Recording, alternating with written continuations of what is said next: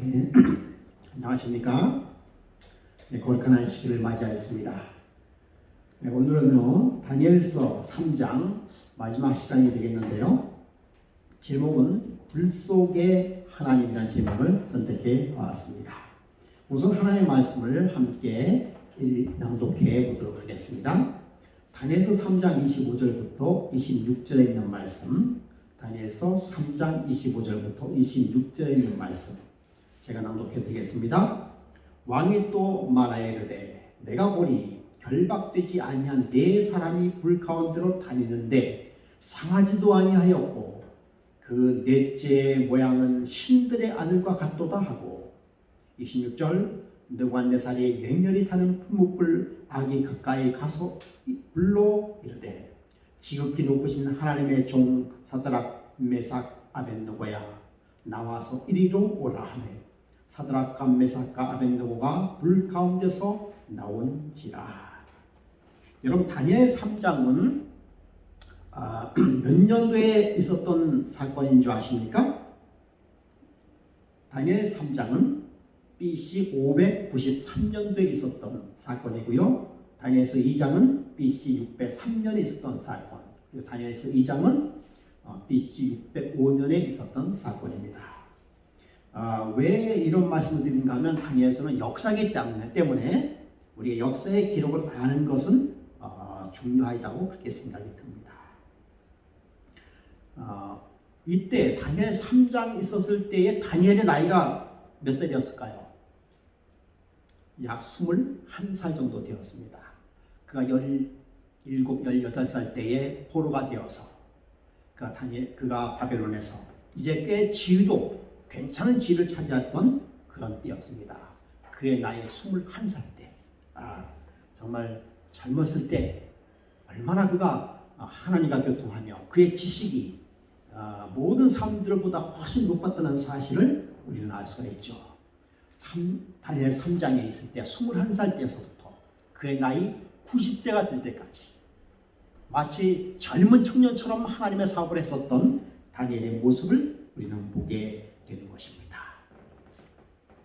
자, 그런데 여러분 사드락과 메삭 아벳느고가 바벨론 이름이잖아요, 그죠? 여러분 히브리 이름 아십니까? 저도 이거 익숙치 않는데 하나냐, 미사엘, 아사랴. 예. 정말 이게 원래 이런 글씨가 딱 한 번 여기 보니까 다니엘서 딱 한 번 나와 있어요. 그리고는 다 사드락과 메삭과 아벳느고라는 이름으로 적혀져 있는 것 같더라고요. 그러나 우리는 하나냐, 아사랴, 미사엘이라는 이름을 우리가 꼭 기억하면서 그렇게 불러줘야 되리라고 생각이 듭니다. 다니엘은 다니엘과 세 친구는 이미 그들의 지위가 상당히 괜찮은 지위에 있었습니다. 정말 지도자급으로서의 그 삶을 살았죠. 아마 하나냐, 미사엘, 아사랴는 누구의 추천을 받았으리라고 생각이 듭니까? 다니엘의 추천을 받았으리라고 생각이 들어요. 아마 이 다니엘 세 친구들은 아마 그 지위가 높기도 하였지만은 그러나 다니엘만 같은 그런 사람들은 아니었을 거예요. 거의 그러나 뭐 왕족이나 뭐 그런 아주 꽤 높은 레벨에 있던 사람인 것은 분명합니다. 그들은 오늘날로 얘기하면 행정고시를 패스한 아주 수재인 것이죠. 그리고 다니엘이 꿈을 해석할 때 같이 교력했던 그런 사람입니다. 정말 다니엘과 비슷한 그런 사람이었죠. 그런데 여러분 3장에서 이들은 느부갓네살 왕의 신임을 받던 사람이었을까요? 아니었을까요? 우리가 3장의 내용을 쭉 보면은 왕의 신임을 받았던 사람 중에 세 사람이라는 것을 우리는 알 수가 있는 것이죠. 그래서 느부갓네살 왕이 뭘 세웠습니까? 금신상을 다 세워놨어요. 그리고는 모든 사람들을 다 초청을 해서 이 금신상에게 뭐 하겠습니까? 전하게 했어요. 1953년도 점토판 발견한 것을 살펴보면은 느부갓네살 제위 10년에 정변이 일어났습니다.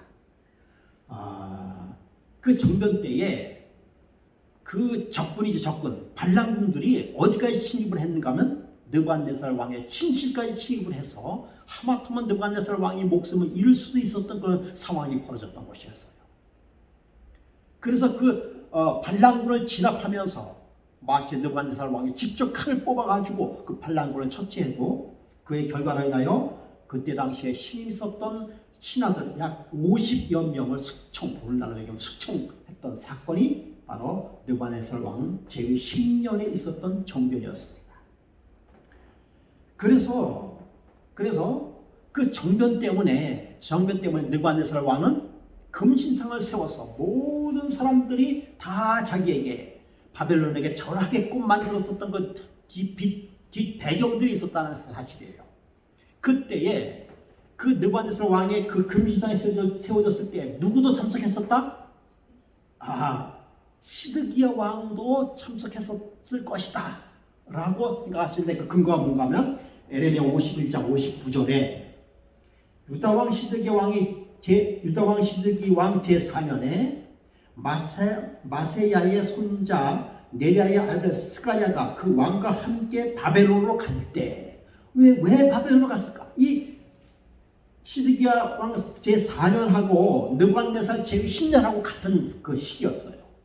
그러니까 아마도 이 낙성식에 누구도 참석했을 것이다? 시드기야 왕도 참석했을 것으로 알 수 있습니다. 그런데 그렇다면 여러분, 이게 꼭 맞는 얘기인지 아닌지 모르겠습니다만 시드기야 왕도 그 금신상에 절을 했을까요, 안 했을까요?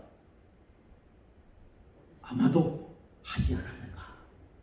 여러분, 거기에는 다니엘의 세 친구만 있었던 것이 아니에요. 많은 그 히브리인들이 그야말로 이 세 친구와 거의 그 어깨를 견줄 만한 그런 아주 똑똑하고 재능 있고 하나님 섬긴다고 주장하던 사람들 같이 있었습니다. 그러나 그들도 그 신상에 절을 하고 말았을 것입니다. 그 세 사람만 히브리인이 아니었어요. 많은 사람들이 함께 히브리인이 하나님을 섬긴다고 하는 사람들이 다 그 절을 했으리라고 생각이 들어요. 여러분, 이러한 왜 우리가 다니엘 세 친구의 그 금신상 이야기를 해야 될까요? 왜 해야 될까요? 여러분, 이것은 다니엘의 세 친구의 이야기만으로 끝나는 것이 아니기 때문에 그렇습니다. 왜냐하면 오늘날 우리에게도 똑같은 이러한 시련들이 뭐 할 수 있다는 것입니까? 닥칠 수 있고 또 닥친다는 사실을 우리는 너무나도 잘 알고 있기 때문에 그런 것이에요. 성경은 여전히 오늘날 우리가 다니엘과 세 친구의 같은 그런 일들이 우리에게 일어날 것을 이야기하고 있습니다. 이 두라 평지에 세워진 금신상 3장 12절에 보면은 이제 유다 사람 사드락 메삭과 아벤누고는 왕이 세운 바벨론 지방을 다스리게 하신 자이거늘 왕이요 이 사람들이 왕을 높이지 아니하며 왕의 신들을 섬기지 아니하며 왕이 세운 금신상에 절하지 아니하나이다. 금신상에 다 그 세워놓고 이 두라 평지의 금신상 같은 상황들이 오늘날도 일어난다라고 하는 것입니다. 이 금신상에 모든 사람들이 뭐하도록? 절하도록 그러한 모습들이, 그러한 일들이 일어난다라고 하는 사실이에요. 두라 평지에 세워졌던 금신상이 오늘날에도 세워진다는 사실을 우리는 기억할 필요가 있어요. 그래서 모든 사람들이 거기에 뭐하도록? 절하도록 그렇게 만들 수 있다라고 하는 것입니다.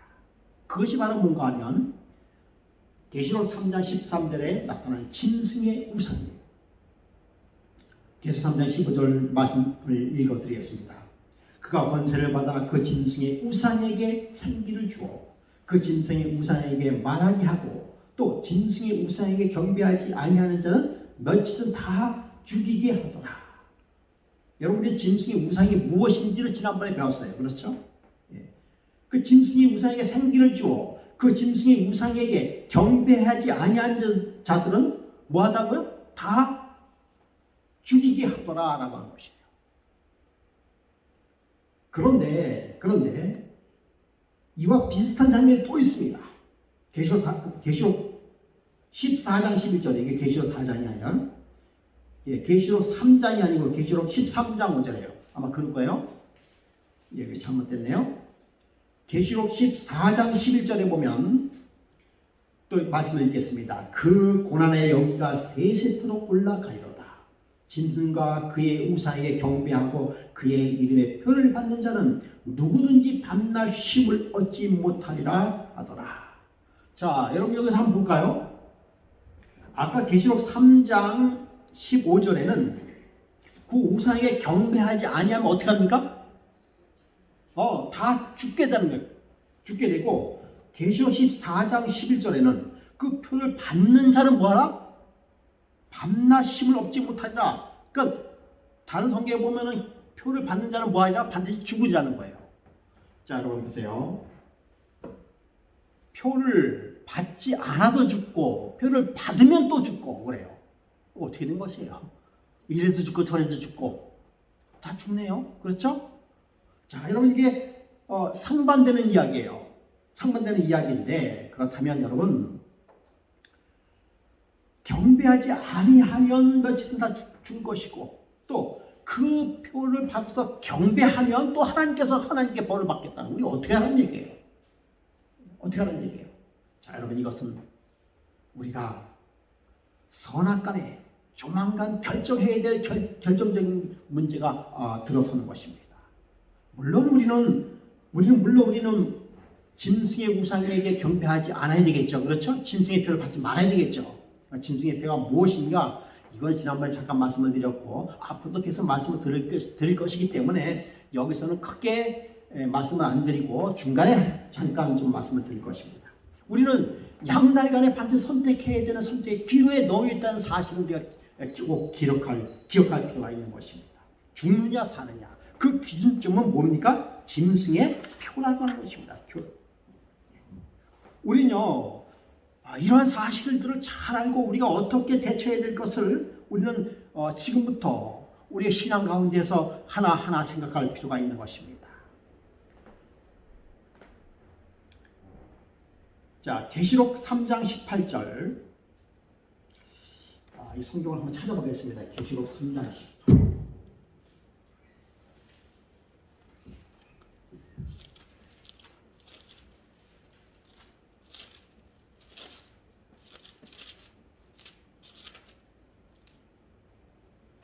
이거 계시록 3장 18절 맞습니다. 자, 그러면 여러분 우리가 이 양갈래에서 있을 때 우리는 어떻게 해야 되느냐 이거죠. 어떻게 이 난관을 해결해 나갈 것인가? 마치 사드락과 메삭과 아벳네고처럼 하나냐 아사엘 미사엘처럼 어떻게 이 어려움을 이겨나갈 수 있을까라고 하는 것을 우리가 생각해 볼 필요가 있는데요. 자, 풀어나갈 수 있는 핵심의 말씀이 바로 여기 있는 것이 계시록 3장 18절 한번 잘 보시기 바랍니다. 내가 너를 권하노니 내게서 불러 연단한 금을 사서 부유하게 하고 여러분 이것은 어느 지방의 어느 때를 관한 것입니까? 라오디게아 교회에 대한 이야기죠. 그렇죠? 내가 너를 권하노니 내게서 불러 연단한 금을 사서 부유하게 하고 흰옷을 사서 입어 벌거벗은 수치를 보이지 않게 하고 안약을 사서 눈에 발라보게 하라 라고 이야기하고 있어요. 여러분 불로 연단한 금을 사다라는 것은 우리 신앙 속에 뭐가 있다는 것입니까? 우리 신앙 속에서요? 우리 신앙이 불로 연단할 필요가 있다라고 하는 것이에요. 여러분이 금이 순금은 몇 퍼센트? 순금을 우리가 뭐라고 얘기하죠? 24K라고 얘기해요. 24K. 순도가 100%라는 거예요. 순도가 100%. 아마 99%라고 얘기할 거예요. 그 순도가 한 50%는 14K. 12K인가 14K인가. 그렇죠. 그 다음에 18K. 순도에 따라 틀려지는 거예요. 그것은 여러분 물론 불순물을 섞어서 그렇게 뭐 하기도 하죠. 잘 모르겠습니다만 그런데 금은 처음에부터 순금이 되는 게 아닙니다.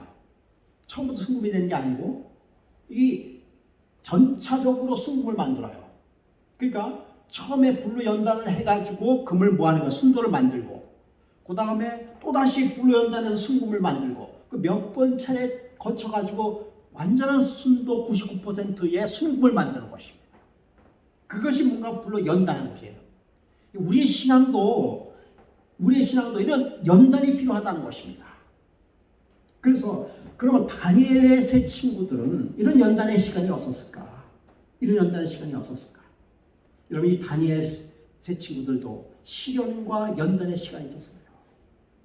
다니엘 1장 8절에 그는 뜻을 정하여, 다니엘만 뜻을 정한 것이 아니라 다니엘의 세 친구도 뭐 했습니까? 뜻을 정하여서 하나님께 충성하기로 맹세했습니다. 또 다니엘 2장 8절에 꿈을 해석할 때에 다니엘만 해석한 것이 아니라 다니엘 세 친구도 같이 기도하면서 그 꿈을 해석했어요. 그 다음에 지금 오늘날 얘기하는 3장의 다니엘 3장 3절의 낙성식 때도 또 큰 어려움을 당했어요. 그런 어려움과 고난 속에서 그들은 불로 연단한 뭐가 됐습니까? 금이 된 것처럼 우리의 신앙에서도 하루아침에 순금이 되는 것은 아니라고 얘기하고 있어요. 이 불로 연단한 금을 사라라고 하는 그 말씀을 우리가 주의할 필요가 있어요. 그래서 때로는 우리가 작은 시련과 큰 시련을 이겨나가면서 우리의 신앙이 불로 연단한 금이 되어야 되는 것이에요.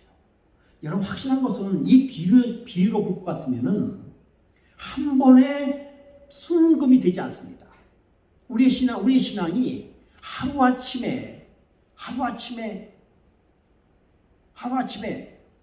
정말 순금처럼 순수하고 그런 것으로 올라간다기보다는 우리의 하나님께서 우리의 시간과 기간을 줌으로 인해서 그 기간 동안에 정말 신앙의 순도를 높이는 그런 작업이 뭐하는 것입니까? 필요하다는 것이에요. 불로 연단한 금을 사서 부유하게 하고, 신옷을 사서 벌거벗은 수치를 보이지 않게 하고, 안약을 사서 눈에 발라보게 하라라고 하는 것입니다. 이것이 라오디게아 교회에 보내는 기별인 것이에요. 이 다니엘 세 친구도 이러한 과정 속에서 굳건한 신앙, 흔들리지 않는 신앙을 뭐 했다는 것입니까? 가지고 있었다는 것이에요. 디모데후서 3장 12절에 이런 말씀이 있습니다. 무릇 그리스도 예수 안에서 경건하게 살고자 하는 자는 뭘 받으리라? 박해를 받으리라. 여러분, 우리가 박해가 없다라고 하는 이야기는 무슨 얘기인지 아십니까? 박해가 없다. 순수한 신앙을 가지고 있지 못한, 즉 원칙적인 신앙을 가지고 있지 못한다는 뜻도 가지고 있어요. 물론 요즘에 우리 그 시대가 참 좋은 시대라서 우리 신앙이 얼마나 좋습니까? 요즘에 뭐 개인적으로 성경 말씀 보는다고 해서 누가 뭐라 그러지 않잖아요. 그렇죠? 요즘에 코로나 때문에 모여서 이렇게 하는 것은 좀 뭐라고 얘기할 수 있지만, 그러나 그건 사실 근본적으로 종교를 탄압하는 건 아니에요. 박해를 하는 건 아닙니다. 얼마나 좋은 신앙을 누릴 수 있는 시기인지 모릅니다. 여러분, 이때에 이 평안하다 할 때 우리는 정말 순수한 신앙을 가지고 있지 않으면 안 됩니다. 그런데 반드시 순수한 신앙을 가지고 있는 자에게는 박해를 받으리라고 하는 성경 말씀이 있어요. 무릇 그리스도 예수 안에서 경건하게 살고자 하는 자는 박해를 뭐하리라? 받으리라 라는 것입니다. 정말 우리의 신앙이 얼마나 순수하고, 그래서 정말 우리가 타협없는 그런 신앙을 가져야 되는지 그 필요성을 얘기하는 것입니다. 누가 우리를 박해하지 않아도 우리의 삶 속에서, 나 자신의 삶 속에서 정말 말씀대로 살고자 하면은요, 어려움과 시련이 있는 것입니다. 분명히 있어요. 그것이 작든 크든 분명 시련이 있는 것입니다. 우리는 그 시련을 하나하나 이겨나가면서 정말 불로 연단한 우리의 순수한 신앙, 깨끗한 신앙을 우리가 소유해야 되라고 그렇게 생각이 듭니다. 자, 여러분, 사드락과 메삭과 아벨네고, 하나냐, 미사엘, 아사랴는 그 바벨론의 그 금신상 앞에 아주 정말 파리 목숨 같은 그런 존재입니다. 그렇지 않아요? 그 누구도 그 엄청난 일들을 거역할 만한 그러한 그 입장이 못 돼요. 그 누구도 그 엄청난 우상 앞에 그 우상을 거역할 수 있는 그러한 그 배짱 있는 사람이 없습니다.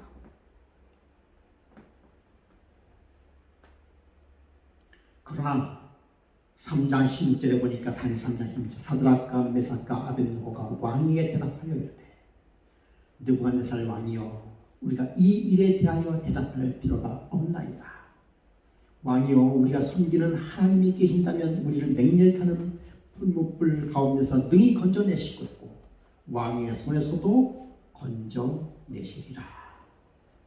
여러분 우리가 이 앞에 성경 구절을 조금 더 보도록 하겠습니다. 다니엘서 3장 15절 14절부터 한번 보겠습니다. 느부갓네살이 그에게 물어가로되 사드락과 메삭과 아벳느고야 너희가 내 신을 섬기지 아니하며 내가 세운 근심상에 절하지 아니하니 짐짓 그리하였느냐? 이 느부갓네살 왕이요 사실은 깜짝 놀랐어요. 여기 성경 구절을 이렇게 쭉 보면은 사실은 깜짝 놀랐습니다. 느부갓네살 왕과 이 다니엘과 세 친구의 그 관계가 상당히 친분성 있는 관계라는 것을 알 수 있어요. 이 14절의 내용에 보면은 느부갓네살이 그에게 물어가로되 사드락과 메삭과 아벳느고가 너희가 내 신을 섬기지 아니하면 내가 세운 금신상에 절하지 아니하니 정말 그리하느냐? 라고 물어본 거예요.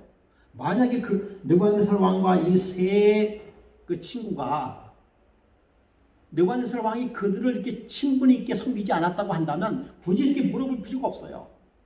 이미 느부갓네살 왕의 명령이 떨어졌기 때문에 다시 명령하고 다시 물을 필요가 없는 것이에요. 그들은 어떻게 해요? 그냥 들어서 불에다 집어 던지면 끝나는 것이에요. 그러나 이 느부갓네살 왕은 그 세 친구를 얼마나 잘 알고 그들이 가지고 있었던 그 능력과 그 다음에 그들의 성실성과 그리고 그들이 가지고 있었던 그 친화력이라든지 능력을 잘 알고 있었어요. 그렇기 때문에 이 느부갓네살 왕이 그 세 친구에게 다시 묻는 것입니다. 정말 그러느냐? 그러면 15절에 이제라도 너희가 예비하였다가 기회를 주는 거예요. 이제 다시 한번 기회를 줄 테니까 생각해 보라라고 하는 것이에요. 여러분, 이것은 우리가 지금 이렇게 그냥 성경 말씀을 읽어보니까 우리가 그 느낌을 그대로 느낄 수가 없지만은 사실 우리가 그 자리에서 있었던 그들의 삶으로서 그 현장으로 우리가 돌아가 보면 사실은 이것은 굉장한 일이에요. 여러분, 이 사드락과 메삭과 아벳느고가 이 일들을 알았을까요? 몰랐을까요? 그러니까 금신상에 세워지고 이미 속의 방문이 온 세상에 다 퍼졌어요.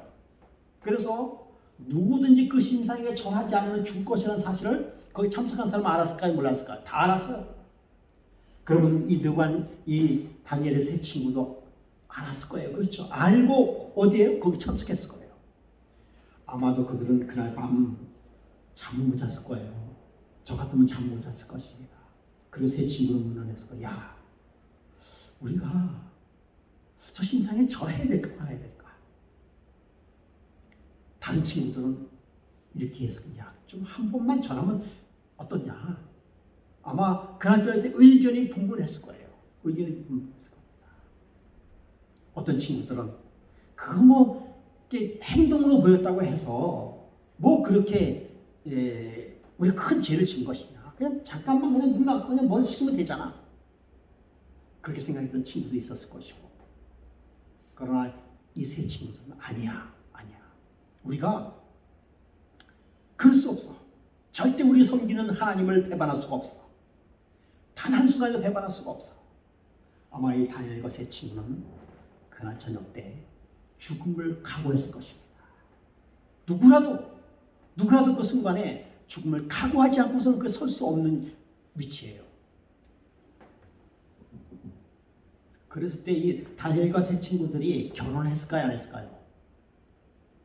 아마 그 친구들도 다니엘같이 아마 젊었을 거예요.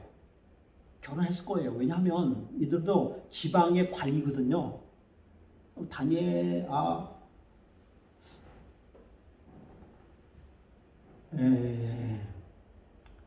우리가 이 문제가 좀 연구해야 될 문제인데요.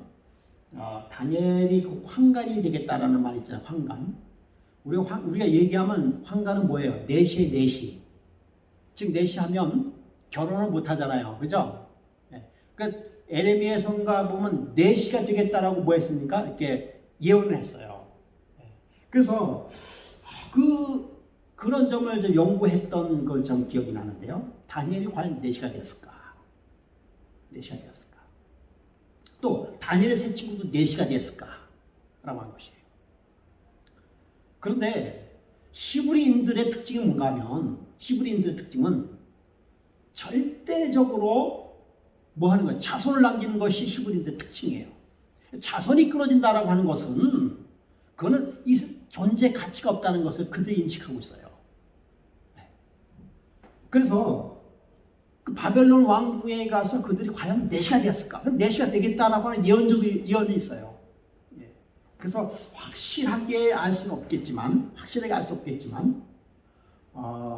그런데 제가 그 신학가산 일대에 이 문제를 연구했던 기억이 나는데요. 아마 그때 당시에 김산래 교수님께서 환관장이 되었다라고 하는 것은 환관장이 됐다라고 하는 것은 반드시 내시가 될 필요가 없다라는 이야기를 하더라고요. 환관장은 반드시 내시가 될 필요가 없다.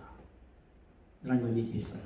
그래서 다니엘은 내시가 아닐 가능성이 많다는 거예요. 왜냐하면 그들이 내시가 된다고 하는 것은 다른 나라에서 내시가 된다고 하는 것은 그들의 계통, 즉 하나님의 거룩한 계통을 끊는다는 의미가 있기 때문에 목숨과도 같은 것이에요. 그런 이제 정확하게 성경에 나와 있지는 않지만, 그럼 어쨌든 간에 그들은 뭐가 있을 것이에요? 가족이 있었을 것입니다.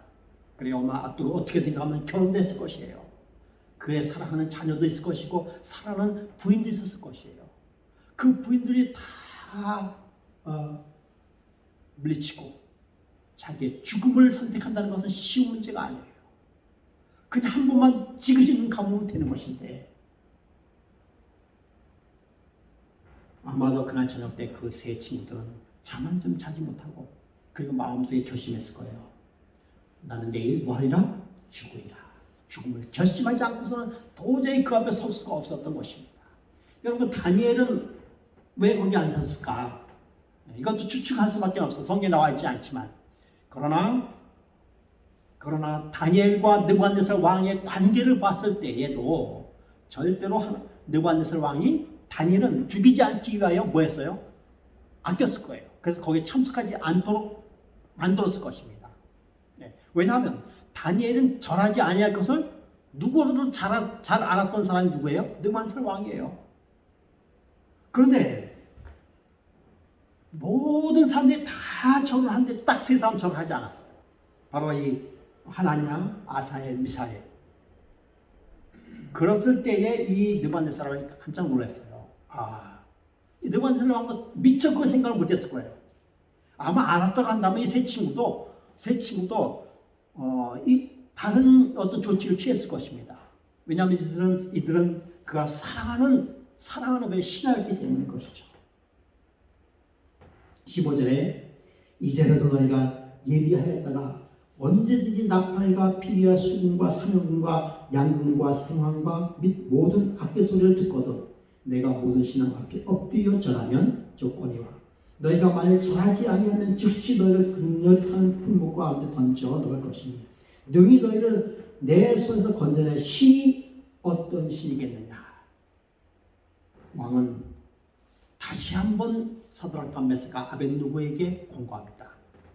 너희가 살 길을 오질 것이다. 다시 한번 기회를 줬어요. 이때 사람이라면 흔들렸을 것입니다. 왜냐하면 죽음을 앞두고 있었기 때문에. 죽음 앞에서 흔들릴 수 없는 그런 신앙이 있었을까? 제가 만약 그 자리에 있었다면 어땠을까? 하는 생각을 해봤어요. 그 자리에 있었다면. 여러분들이 그 자리에 있었다면 어떻게 했을까요? 아니, 앞으로 내가 그런 위치에 선다고 한다면 나는 어떻게 했을까? 성경에 보면은 그런 자리에 설 수 있다라고 얘기하고 있습니다. 왕 앞에 서 있다라고 얘기하고 있어요. 그랬을 때 나는 어떤 행동을 할 수 있었을까? 여러분, 그 하나냐, 아사엘, 미사엘이 했었던 그 행동은요, 하루아침에 그냥 갑자기 나가서 그렇게 세워진 그런 것이 아니었습니다. 그들의 삶은 아까도 말씀을 드렸지만요, 불로 연단한 신앙의 결과로 그렇게 설 수 있었던 것이죠. 16절, 사드락과 메삭과 아벤느고가 왕에게 대답하여 가로되 느부갓네살이여, 우리가 이 일에 대하여 왕에게 대답할 필요가 없나이다. 참, 이렇게 말할 수 있었던 정말 이 담대한 신앙이 어디서 나왔을까? 전혀 왕의 타협에 대해서는 그들은 절대적으로 받아들이지 않은 입장을 취했어요. 17절에 만일 그럴 것이면 왕이여, 우리가 섬기는 우리 하나님이 우리를 극렬히 타는 불물 가운데서 능히 건져내시겠고 왕의 손에서도 건져내시리라. 여러분, 이 사드락과 메삭과 아벤느고, 하나냐, 아사엘, 미사엘은요, 그들의 신앙 속에서 하나님과의 관계가 얼마나 돈독하고 얼마나 믿음의 관계가 연결되어 있었다는 사실을 우리는 알 수 있어요. 여러분, 이런 믿음의 관계는 하루아침에 이루어지는 관계가 절대로 아니에요. 절대로 아닙니다. 그런 삶 속에서 평생 일생 동안에 그들 나이 21살, 22살 산 그 동안에 하나님과의 완전한 연결이 되어 있었기 때문에 할 수 있는 이런 말입니다. 하나님께서 그들은 분명히 풀무불에서 건져내어 주실 것을 뭐 했습니까? 마음속에 믿었습니다. 믿었어요. 그런데 다니엘서 3장의 핵심, 그리고 이 다니엘 세 친구의 신앙의 핵심이 뭔가 하면 바로 3장 18절에 있습니다. 18절, 그렇게 하지 아니하실지라도, 18절에 그리 아니하실지라도 왕이여, 우리가 왕의 신들을 섬기지 아니하고 왕의 세우신 금신상에게도 절하지 아니할 줄을 아옵소서. 여러분, 이 단어를 기억하셔야 됩니다. 그리하지 아니하실지라도.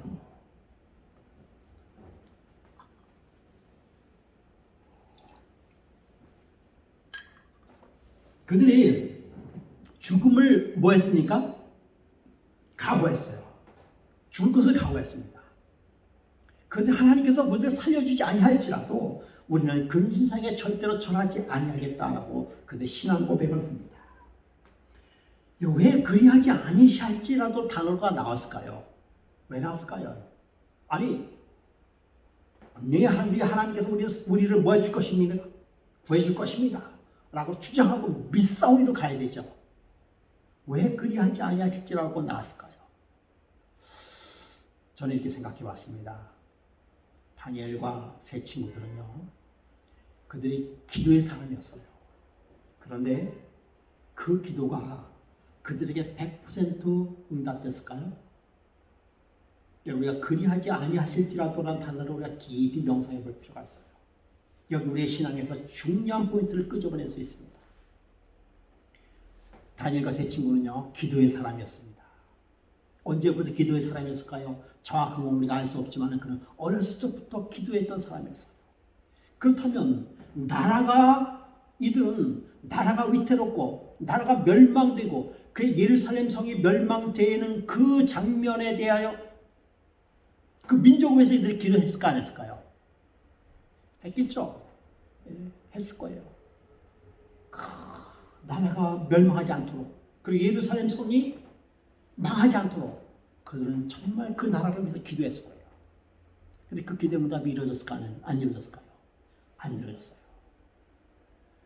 그 시드기야 그들의 왕이 모든 사람들 앞에 보는 데서 눈이 빠지고 그 죽임을 당하는 그 모습을 봤습니다. 여러분, 얼마나 실망했을까요?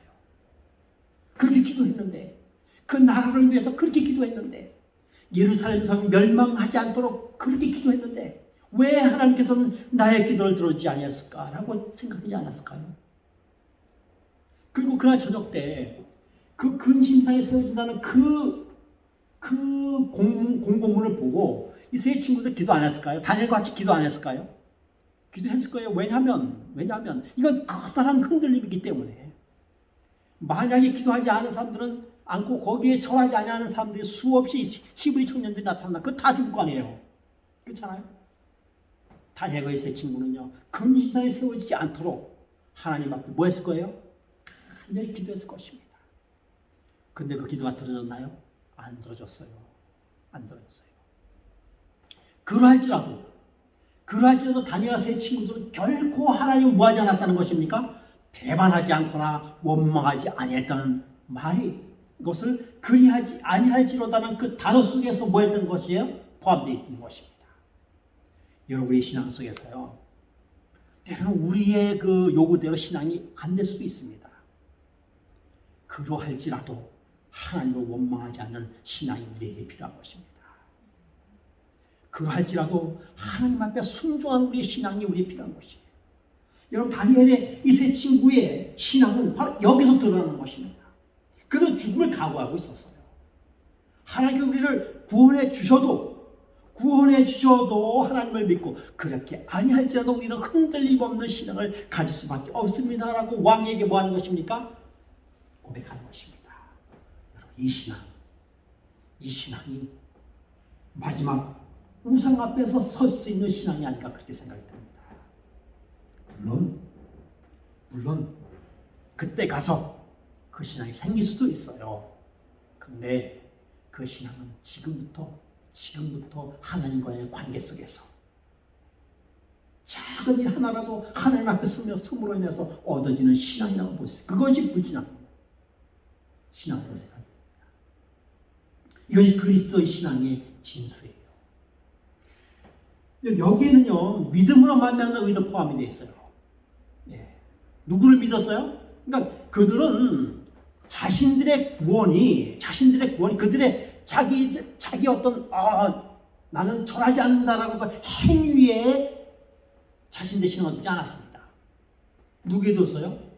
예수 그리스도를 믿음으로 우리 이 세 친구들은 그 여호와 하나님을 믿음으로 구원을 얻는 것이다 생각하고 있었어요. 그렇죠? 그들이 비록 어디에 들어갈지라도 풀무불 들어가 죽을지라도 그럴지라도 하나님께서 우리를 구원하신다는 사실 이게 믿음을 만나는 게 아닙니까? 네. 그 다음에 이제 요즘에 제가 그 예정론에 대해서 조금 이제 들으면서 생각을 해봤어요. 다니엘과 세 친구는 구원받을 수밖에 없다라고 단정 지었다. 즉 다니엘과 세 친구는 풀무불에 들어가서 구원을 받도록 예정되어 있다라고 얘기했다면 이 단어가 어울리지 않은 거예요. 그러니까 예정론이라고 한다면 그러니까 다니엘과 세 친구는 풀무불에서 구원받도록 되어 있다라고 예정되어 있다고 한다면 이 말이 필요 없어요. 그러 아니하실지라도 말이 필요 없어요. 왜냐하면 우리는 하나님께서 그렇게 예정되었기 때문에 100% 당연히 풀무불에서 우리는 뭐하다? 건져낼 것이다 라고 이야기하면 끝나는 것이지 그리 아니하실지라는 단어가 들어갈 필요가 없다는 것입니다. 이것은 예정하지 않으심에 대한 이야기가 나오는 것이에요. 앞으로 이런 문제가 있으면 좀 이렇게 조금씩 건드려 보고자 생각합니다. 우리가 마지막 때도요, 이러한 그 이러한 그 신앙의 고백이 우리 삶 속에서 필요할 때라고 생각이 듭니다. 참, 제가 아까도 말씀드렸지만은 제가 이럴 때 정말 이러한 그 신앙의 이야기가 나올까?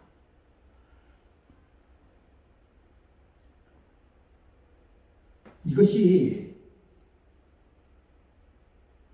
마지막 그 짐승의 표와 뒤쇼 13장의 내용과 똑같아요. 다니엘과 세 친구의 그 이야기가 그들의 이야기가 아닙니다. 우리의 이야기요. 예, 우리 이야기. 아까도 말씀드렸지만요. 기도는 반드시 응답되지 않았어요. 그러나 사실은 응답 안 된 것도 응답된 거죠. 그러나 그들은 뭐 하지 않았다? 타협하지 않았다는 사실을 우리가 알 수 있어요. 참 요즘에 제가 이걸 생각하면서 마지막 그 계시록 13장의 13장 17절에 누구든지 이 표를 가진 자 외에는 매매를 못하게 하니 이 표는 곧 짐승의 이름이니 그 이름의 수라. 라고 했을 이 표를 받지 못하면 매매를 못한다. 지난번에 말씀드렸지만 그럼 뭐 저기 자가 뭐랬습니까? 하면 되지 않느냐라고 얘기하는데 그 언제 시간이 좀 시간을 좀 이렇게 늦출 뿐이지 절대로 작업자들은 쉽지 않습니다. 작업자도 쉽지 않아요. 뭐 거기에 대해서 자세히 이야기할 필요는 없습니다. 시간은 좀 벌 수 있어요. 그러나 그것이 자급자족이 해결책은 아니에요. 될 수가 없습니다. 자, 이런 일때 우리가 짐승의 표는 이런 시험령이라고 얘기하고 있죠. 이거에 대해서는 뭐 우리가 자세하게 기회가 되면 앞으로 연구할 것입니다.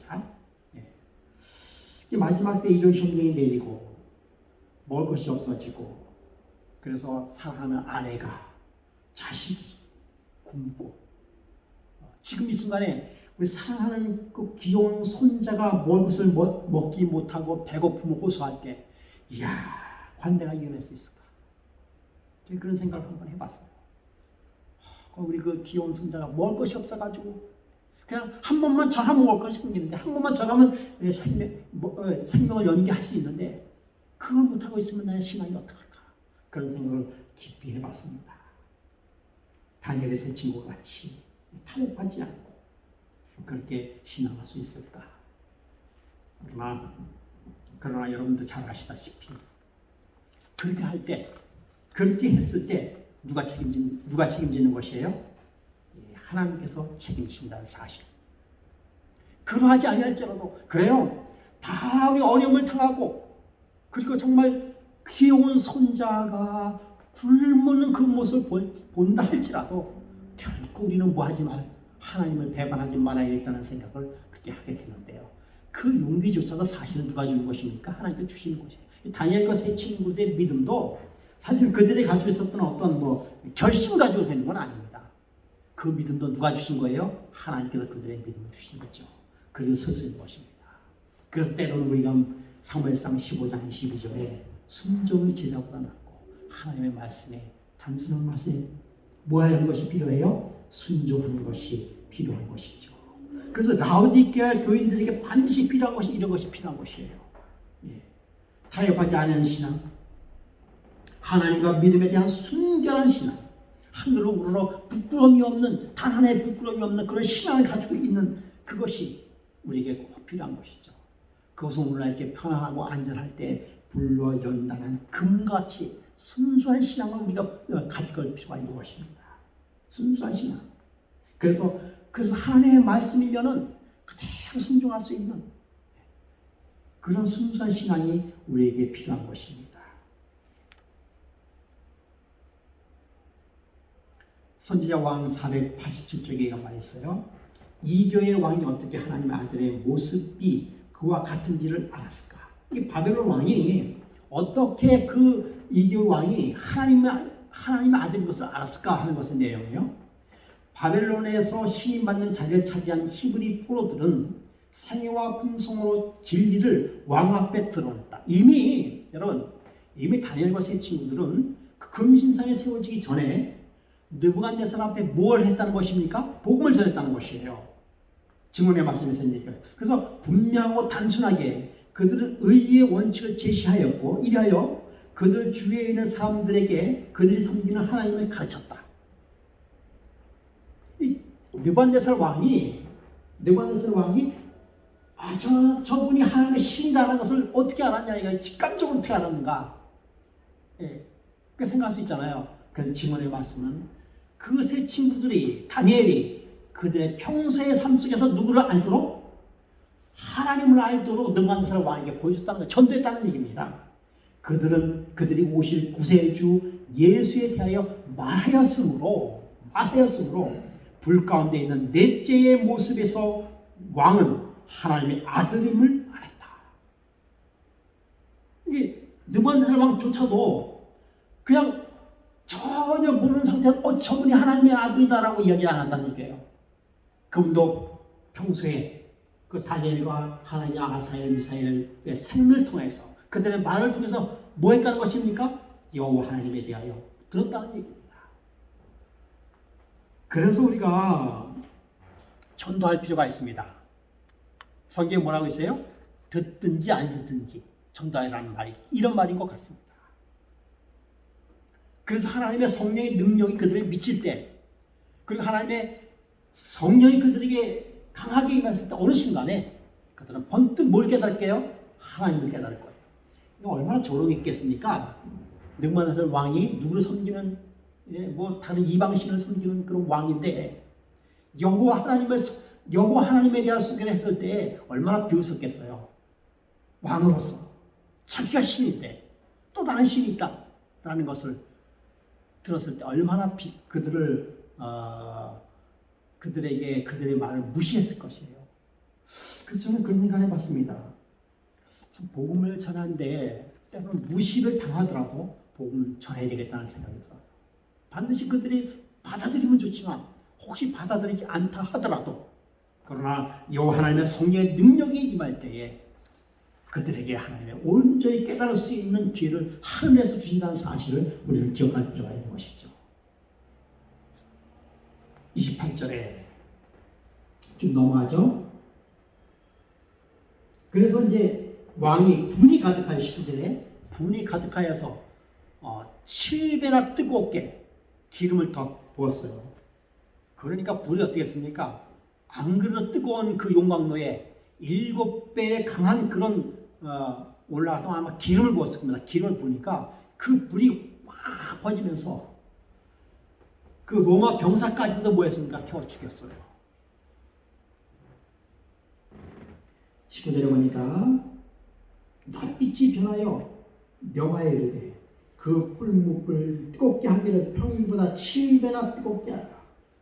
20절 군대중 용사 및 사람을 명하여 사드락과 메삭과 아벳느고를 결박하여 극렬히 타는 풀무 가운데 던지라니, 이 사람들은 고위와 속옷과 겉옷과 별다른 옷을 입은 채 결박하여 극렬히 타는 풀무 가운데 던질 때에, 여기 보니까 아주 그들의 상황을 그대로 얘기했습니다.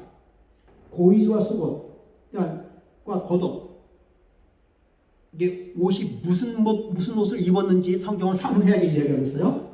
입은 채로 결박하여 극렬히 타는 풀무 가운데 던질 때에 22절 왕의 명령이 엄하고 풀무가 심히 뜨거움으로 불꽃이 사드락과 메삭과 아벳느고를 붙든 사람을 태워 죽였고, 23절 이 세 사람 사드락과 메삭과 아벳느고는 결박된 채 극렬히 타는 풀무 가운데 떨어졌더라. 24절 그때 느부갓네살 왕이 놀라 급히 일어나 모사들에게 물어 가로되 우리가 결박하여 불 가운데 던지는 세 사람이 아니었느냐? 그들이 왕에 대답하여 가로되 왕이 옳소이다. 25절 왕이 또 말하여 가로되 내가 보니 결박되지 아니한 네 사람이 불 가운데로 다니는데 상하지도 아니하고 그 넷째의 모양은 신들의 아들과도 같도다. 예, 이 신들의 아들과도 같다라고 할 수 있는 근거가 바로 조금 전에 선지자 왕이 말하여 보내주었습니다. 여러분, 이 예언의 신은 성경이 밝은 빛으로 인도하는 작은 빛인 걸 확실해요. 이 성경을 또 이 신들이 아닌 것 같다라고 하는 그 내용을 어떻게 하는 것이에요? 이해할 수 있게 만드는 것이 바로 예언의 신인 것이잖아요. 예.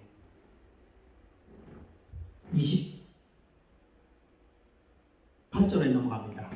느부갓네살이 말하여 이르되 사드락과 메삭과 아벳느고의 하나님을 찬송하지어다.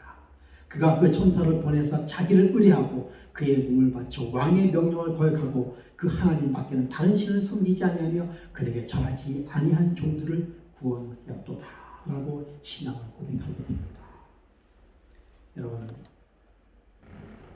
예수님께서 그 불구덩이에 들어간 사실은 우리가 이렇게 생각할 수 있습니다. 여러분, 이 불구덩이는 이 세상을 뜻한 것이에요. 이 세상은 죽음인 것이에요. 죽음. 죄로 인하여 뭐 할 수밖에 없는 것입니까? 죽을 수밖에 없는 이 세상이에요. 그런데 예수님께서 이 죽을 수밖에 없는 이 세상에 만약에 거기에 사드락과 메삭과 아벳느고 세 사람만 들어갔다고 한다면 그들은 어떻게 했습니까? 100% 어떻게 죽을 수밖에 없습니다. 아무리 그들이 신앙을 고백한다 할지라도 죽을 수밖에 없죠. 그런데 여러분 그 신앙 고백을 한 그 세 친구들에게 구원하기 위하여 만왕의 왕 예수님께서 급하게 파견돼서 그 자리에 몸소 그 풀무불에 들어가신 거예요. 여러분이 얼마나 놀라운 사건입니까? 얼마나 놀라운 하나님의 사랑입니까?